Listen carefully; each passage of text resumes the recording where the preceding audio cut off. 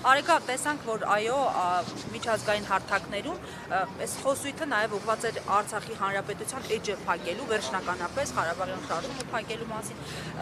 Դուք որպես արցախցի ինչ եք զգում այս պահին եւ այո, պետք է գաք այստեղ հարմարվեք այդ կոչը, ինչքանով է այսպես օբյեկտիվ ձեր պարագայում։ Երկրորդ հարցը Ասել պետք է գան տեղավորվեն Հայաստանում, ոնց որ իրավիճակին այսպես համակերպեք, այդ էջը փակվի գնա։ Նախ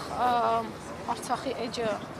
ոչ փակողը, ոչ բացողը չի կարող լինել ոչ մեկ անձ, ոչ մեկ կառավարություն, ոչ մեկ խմբակ։ Արցախը ամբողջ հայության համար ա եղել արժեք ու կա արժեք։ Դա մի մարդու որոշումով կամ մի կառավարության որոշումով չի կարող լինել։ Բոլոր հարցումներն են ցույց են տալիս, որ հայ ժողովրդի համար Արցախը շարունակում է մնալ արժեք, Արցախը շարունակում է մնալ ցավ։ Հետևաբար մի մարդու հայտարարությունները չեն կարող ազդել մի ամբողջ ազգի ճակատագրի վրա։ Դա առաջինը, իսկ երկրորդը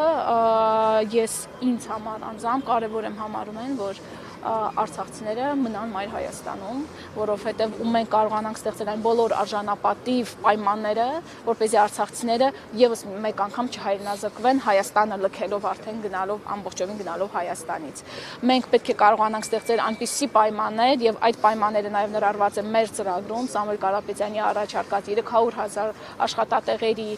բնակարանների, բիզնեսի արտոնությունների հետ կապված, որոնցից որ արցախցիները կարող են օգտվել եւ արժանավայել կյանք ապահովել Հայաստանում։ Սա մեզ համար գերակա խնդիր է, արցախցիների իրավունքների պաշտպանությունը, հիմնարար իրավունքների պաշտպանությունը։ Իսկ թե այն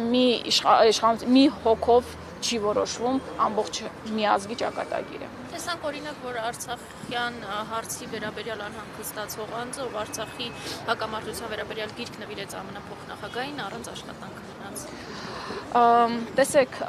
այո, դա ինչ-որ արտառոց դեպք չի այսօրվա Հայաստանում, որովհետև այսօր Հայաստանում այն ամենը, ինչ վերաբերում է հայկական արժեքներին, այն ամենը, ինչ որ